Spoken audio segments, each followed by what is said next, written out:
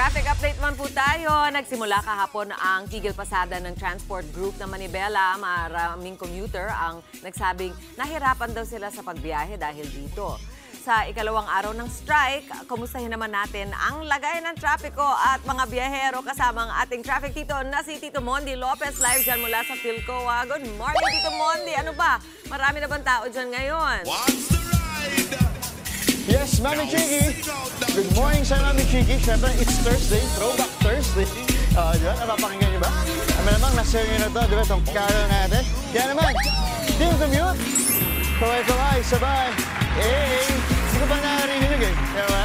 1, 2, diba? Habang nasa likod natin ang mga commuters. Ayan, Carol, eto na.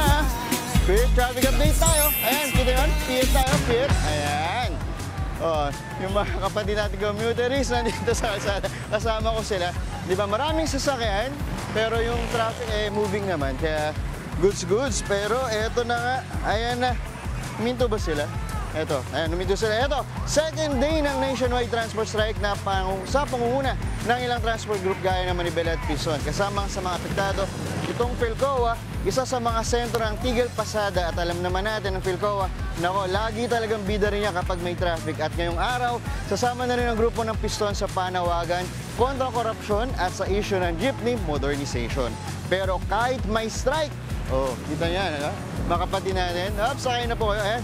May mga good vibes pa rin dahil kung merong mga driver na todo suporta sa protesta, meron pa rin mga namamasada para siguradong may masasakyan ang commuters. Gaya nila na nag-aabang sila. Ayan, sabi nga, di ba? Ayan, sakto. Pakita mo na natin. Ayan, ito na. Tatawid ako. Di ba? Ilapit tayo. Ayan, sabi nga, di ba, gaya ng Love Life, kung may naninindigan, meron ding sasalo. Yan muna ang ating morning biyahe. Back to studio. Carol.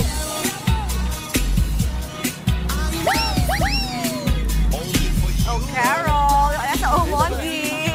Bagay! Maraming salamat sa iyo. Balikan ka namin mamaya. Ito naman po mga kapatid, usapang trapiko tayo. Silipin naman po natin ang lagay ng trapiko at commuters. Sa ikalawang araw ng tigil pasada, kasama pa rin po ang ating dancing traffic tito na si Tito Mondi Lopez. Live na live po sa Philcoa. Tito Mondi, good morning! May nasasakyan na ba dyan ang ating mga kapatid? Yes, Mami James! Wow. Good morning sa'yo, Mami James! Di ba? Meron ko dito. Team Commute, gaway, sabay. Kasama natin ang mga Mondings. Philcoa chapter.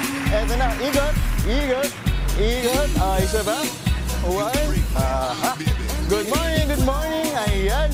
Very good. Maraming salamat. Eto na. Quick traffic update tayo. Salamat po, salamat. Eto na, makikita nyo na. Di ba? Kasulukay yung isinasagawa yung programa ng Manibela doon sa kabilang side. Pero eto, sa kalsada natin makikita nyo, may mga jeepney pa rin na bumabiyahe. Di ba? At nasa ito mga kapatid natin, talaga nag-aabang sila. At nag-aagawan yan. Ayun, pakita natin, pihit natin. Bilis, di ba? Unahan talaga, agawan ng upuan. Parang Love Life din yan, di ba? Nag-aagawan. At ayan, kita nyo naman, dito sa part na yan, nakikita nyo, kahit may traffic enforcement, medyo bumabagal yung usad dyan sa harapan kasi dito mismo nagsasakay ang ating mga kapatid na driver. Gaya nito. Ayan, hinahawi na sila ng traffic enforcer. At dahil limitado nga yung biyahe, parami at paunahan talaga ang eksena ng mga commuteries natin. Lalo na yung mga babiyaheng Quiapo, todo abang sila, todo unahan. Kaya naman, ito, pakita lang muna natin. Yan, namnamin muna natin. So, eto na ako, ikot ako. Ayun na. Commutes tayo na. Siyempre, dito tayo sa mga suki natin. Mga kapatid, eto. Ma'am, tara po. Minsan natin sila kasama. Eto na, natin. Ma'am, anong pangalan po natin? RG po, sir. RG. Ikot tayo, ikot. Ang galing mo sumayaw kanina, ma'am. Ma'am, etong nangyayaring transport strike, anong effect mo siya bilang nagbumabiyahe? I mean, di ba ikaw pumasok kayo, di ba? Matraffic ba? Matraffic po. Matraffic pa din. Pero, kumusta yung yung pagpunta rito? Anong oras kayo umalis? Madaling araw, sir eh. Madaling araw. Alas, 3:30. Na? 10? 3. 3:30. Opo. Tapos ang oras ka nakakarating dito? Ano na po, alas 5. Alas 5. Pero araw-araw kayo talaga bumabiyahe papunta Opo. rito, di ba? So, kapag araw-araw kang bumabiyahe, bago kayo umalis ng bahay, kumakain ba muna? Wala sir, kape na lang. Kape na talaga. Sabado, linggo, may pasok din kayo dito? Mayroon din po. Meron pa din. O, sino kayo na nasa bahay natin? Baka gusto mo batiin?